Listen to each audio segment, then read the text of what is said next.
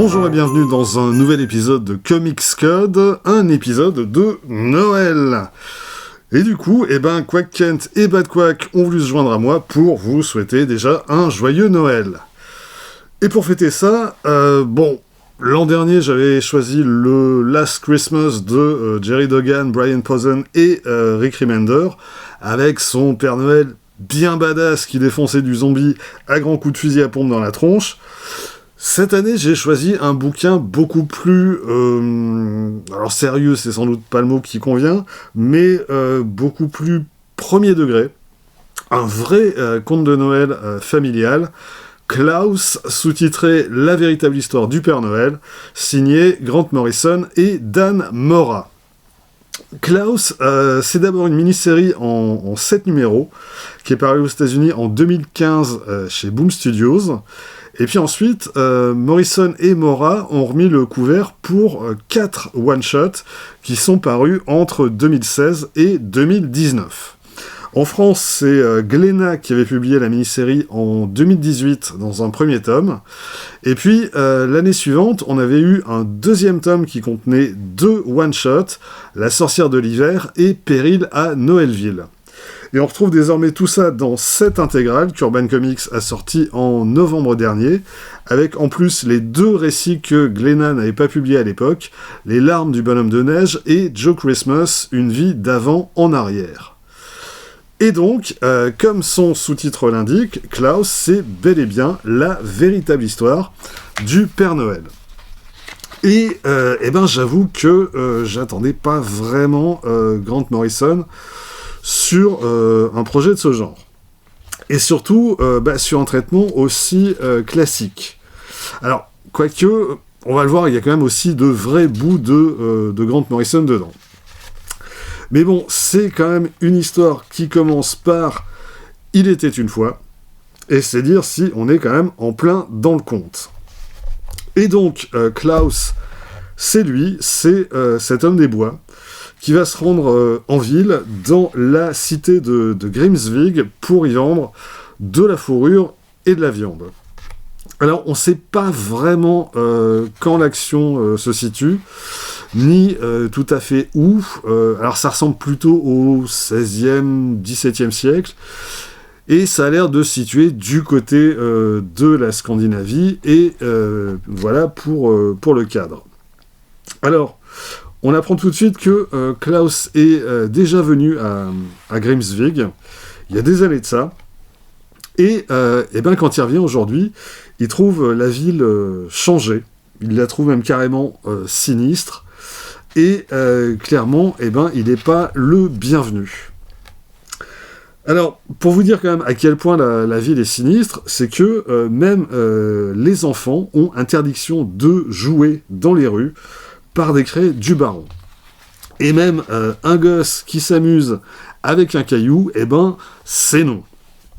Et Klaus va finir par se faire passer à tabac après s'être attaqué à un garde qui venait de gifler un gosse. Alors, dans ce premier épisode, Grant Morrison va progressivement introduire les différents protagonistes de son récit. Le suivant, c'est le baron Magnus, qui est le dirigeant de la cité, et dès sa première apparition, le visage que lui donne Dan Mora, ça situe parfaitement le personnage. Là, c'est vraiment le méchant de conte de fées par excellence, voire même quasiment sa version Disney. Autre personnage important, c'est Lily, c'est la louve de Klaus, qui l'accompagne partout où il va. Et on apprendra dans la suite du récit comment les deux se sont rencontrés. Retour du côté des méchants avec Jonas, le fils de Magnus, qu'on découvre en train de piquer une colère et de casser tous ses jouets. Parce que, les enfants de Grimsvig n'ont pas le droit de jouer, sauf lui, évidemment, qui a même droit au plus beau jouet possible. Là, on a quand même une ville miniature, une reproduction de Grimsvig, posée sur une île au milieu d'un bassin. Eh ben non, c'est nul. Et en fait, Jonas est jamais satisfait de ce qu'il a. et surtout que l'action se situe pendant la fête de Yule, qui est la fête du solstice d'hiver, qui a lieu le 21 décembre, qui est une fête païenne qui trouve son origine en fait chez les peuples scandinaves et germaniques, et qui a par la suite plus ou moins fusionné avec la fête chrétienne telle qu'on la connaît aujourd'hui. Et évidemment, c'est ce côté païen qui intéresse Grant Morrison. Il sera jamais fait allusion à la fête religieuse de toute la série. Et puis, sur cette page, on a le dernier personnage important à être introduit, c'est Dame Dagmar, qui est l'épouse du baron et la mère de Magnus, et qui, elle non plus, affiche pas une joie de vivre délirante. Voilà donc pour les protagonistes. On a donc un homme des bois qui vit en solitaire avec sa louve d'un côté, et puis une famille totalement sinistre de l'autre. Tout est en place, et on va donc pouvoir passer aux choses sérieuses. Et le premier épisode va s'achever sur une scène carrément psychédélique, après que Klaus s'est préparé une décoction pour soigner ses blessures. Et puis ensuite, il va se mettre à jouer de la flûte, et c'est là que va débarquer la famille radieuse. La famille radieuse, c'est donc ces créatures ectoplasmiques qui ressemblent quand même plus à des aliens qu'à des esprits de la forêt. Et ça va donner lieu à une séquence sans parole et visuellement quand même assez magnifique, et où Dan Mora lâche quand même bien au côté couleur. Alors, si on revient juste un tout petit peu en arrière, on voit que la décoction préparée par Klaus, elle contient des champignons. Et bon, ça m'a pas trop l'air d'être des champignons de Paris. Ce serait des champignons hallucinogènes. Oh, c'est dur à dire. Ce serait des champignons hallucinogènes que ça m'étonnerait pas beaucoup. Surtout venant de Grant Morrison. Quoi qu'il en soit, on est quand même au-delà de l'hallucination, puisque le lendemain matin, Klaus se réveille entouré de jouets. Et ça a tout l'air quand même d'être des jouets magiques. D'où la question de Klaus qui conclut ce premier épisode. Que suis-je censé faire maintenant ? C'est ce que vont raconter les 6 épisodes suivants. Alors, je vais pas révéler grand-chose de plus sur cette première histoire. Disons que on va y découvrir comment Klaus, l'homme des bois, va devenir Santa Claus, autrement dit, le Père Noël.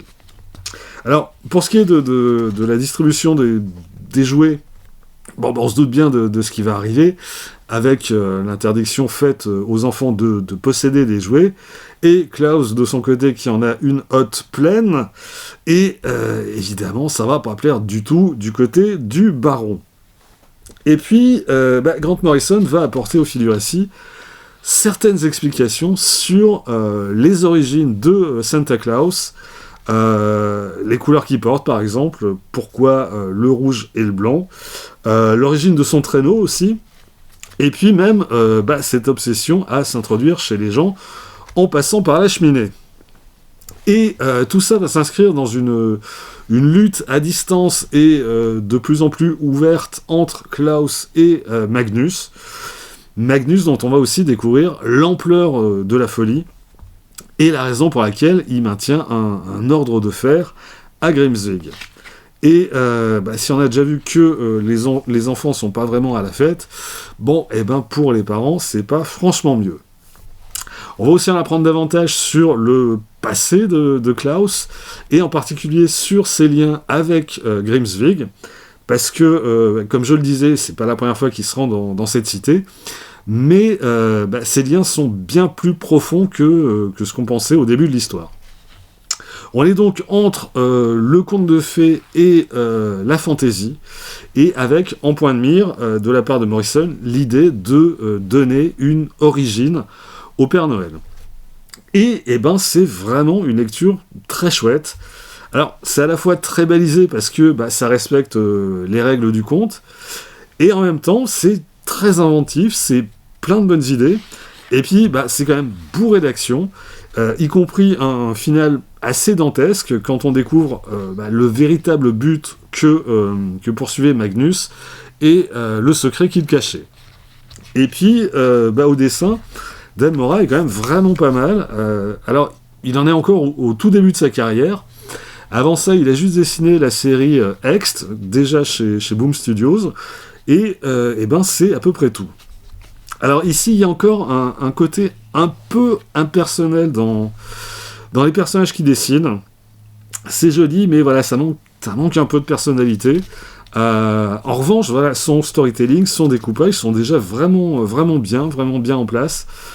Et puis il y a aussi un très beau travail sur les décors, et qui donne véritablement vie à cet univers, que ce soit les rues de Grimsvig ou les forêts dans lesquelles Klaus se réfugie.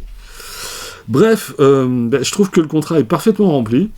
Klaus, c'est vraiment un conte de Noël pour toute la famille, que tu peux donner à lire à tes mômes de 10 ans, ou que tu peux te garder pour toi.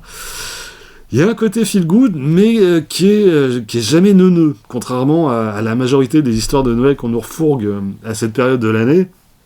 Essayez d'allumer votre télé l'après-midi en ce moment, vous allez tomber sur du gluant, sur du sirupeux, sur du bon sentiment au kilo, mais bien poisseux.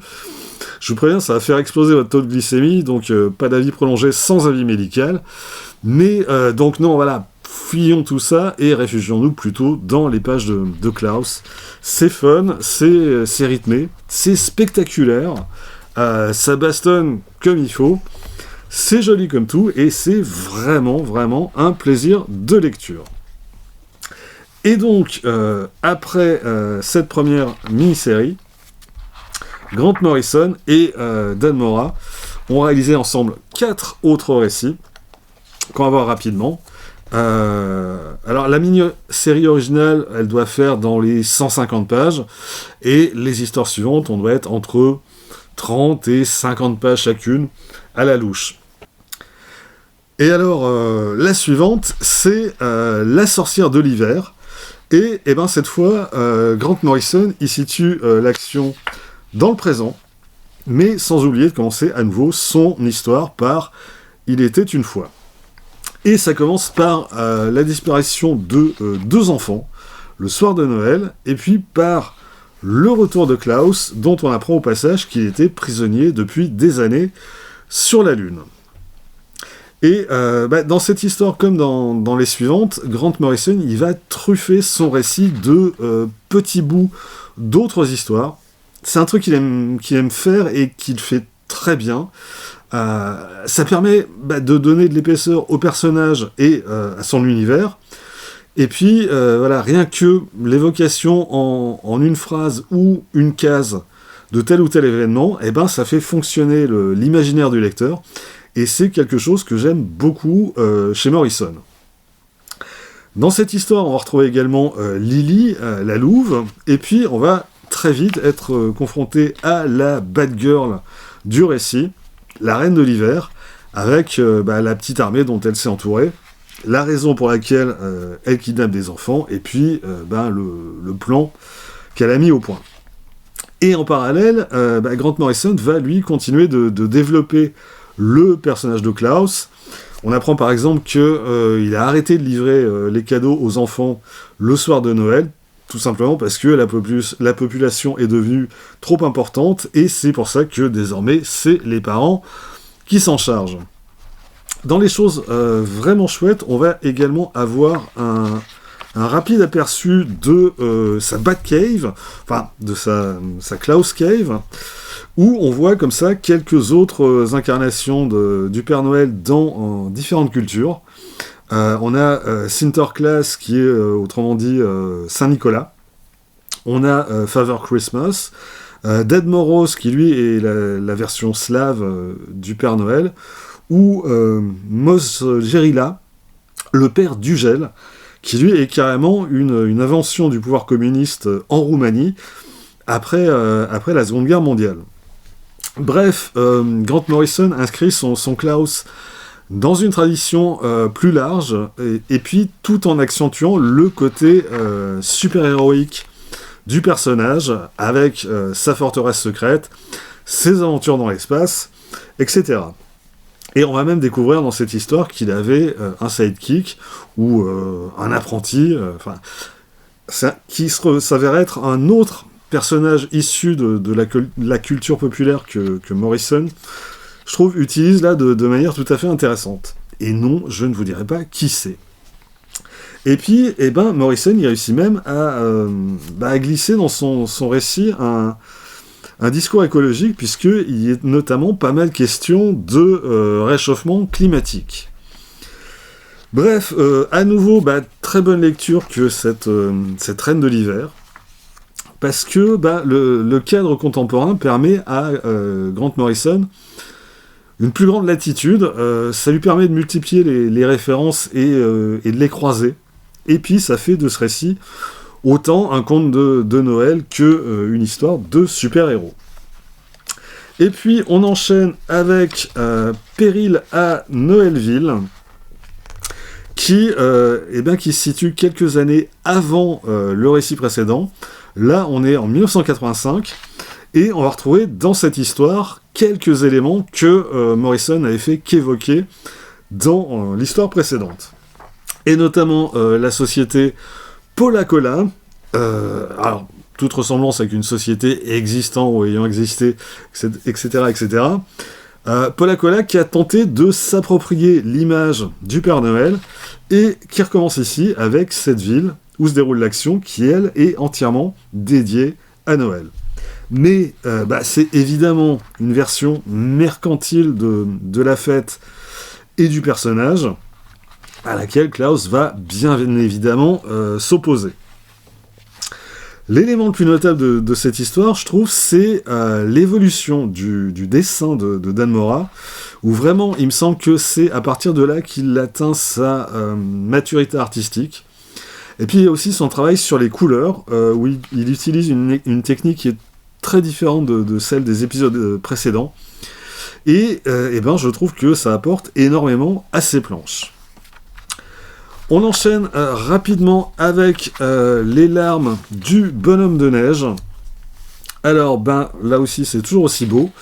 Et c'est une histoire où Morrison continue d'étendre son Klaus-verse, appelons ça comme ça. Dans le récit précédent, on rencontrait notamment Grand-Père Hiver et la fille du gel. Et ici, on va retrouver en action cette fois le père du gel que j'évoquais tout à l'heure. Et puis ici, Morrison il joue vraiment à fond le jeu du conte de Noël à la Dickens, avec l'histoire de ce bonhomme de neige, donc, dont on comprend assez vite qu'il n'a pas toujours été un bonhomme de neige, et qu'il n'a pas toujours été non plus quelqu'un de très fréquentable, et qui, comme dans tout bon conte de Noël qui se respecte, va avoir droit à une seconde chance. La dernière histoire, c'est Joe Christmas, une vie d'avant en arrière, avant AVENT, comme la période qui précède Noël, et comme son titre l'indique, on va donc y suivre la vie de Joe Christmas, racontée de la fin vers le début. Et en fait, c'est une succession de pleines pages, sans aucun texte, avec juste un repère chronologique, une date qui figure en bas de la page. Et dans un premier temps, on se dit que, c'est une galerie d'illustrations de Dan Mora, et puis c'est tout. Ce qui en soi est déjà pas mal, vu que les illustrations de Dan Mora, elles sont quand même assez magnifiques, et avec tout un tas de clins d'œil qui font plaisir. Comme par exemple cette version revisitée d'une couverture très célèbre, celle de Uncanny X-Men 141, signée John Byrne et Terry Austin. Et puis en fait, on se rend compte très vite que ça raconte vraiment une histoire. Ça raconte l'histoire de la vie de Joe Christmas, comme le titre l'indique. Il n'y a pas de tromperie sur la marchandise. Et puis, en fait, à travers l'histoire de sa vie, ça raconte des tas d'autres histoires, dont on a seulement un bref aperçu, mais là encore, comme je le disais tout à l'heure, c'est le genre de truc qui fait fonctionner à fond l'imaginaire du lecteur. Et puis, il y a une planche que je résiste pas au plaisir de vous montrer, c'est celle de l'année 1963, et c'est la rencontre entre Klaus et les Beatles. J'adore cette planche, je pourrais tuer pour avoir l'original de cette planche. Et bah voilà, là encore, sur cette page, t'as quand même déjà John Lennon en train de demander une dédicace au Père Noël, rien que ça suffit à faire mon bonheur. Et puis, bah, tu as les trois autres qui sont autour de leur combi Volkswagen avec son pneu crevé. Et évidemment, il y a une histoire derrière tout ça, forcément. Qu'est-ce qui s'est passé? Qu'est-ce que les Beatles foutaient là? Et c'est quoi cet impact dans le pare-brise? Et comment Santa Claus s'est retrouvé là? Etc. Et en fait, toutes les planches de cette histoire sont comme ça.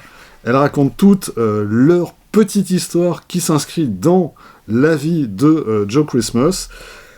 Et on a vraiment certaines qui sont vraiment émouvantes, quoi. Et ben, je crois bien que de toutes les histoires qui figurent dans cet album, c'est ma préférée. Parce que Dan Mora maîtrise absolument son sujet et son art, et parce que voilà, c'est du Grant Morrison. Donc voilà, on a fait le tour de Klaus. Alors pas tout à fait, il y a une dernière chose, c'est la version commentée par Dan Mora et Grant Morrison du premier épisode, histoire de boucler la boucle.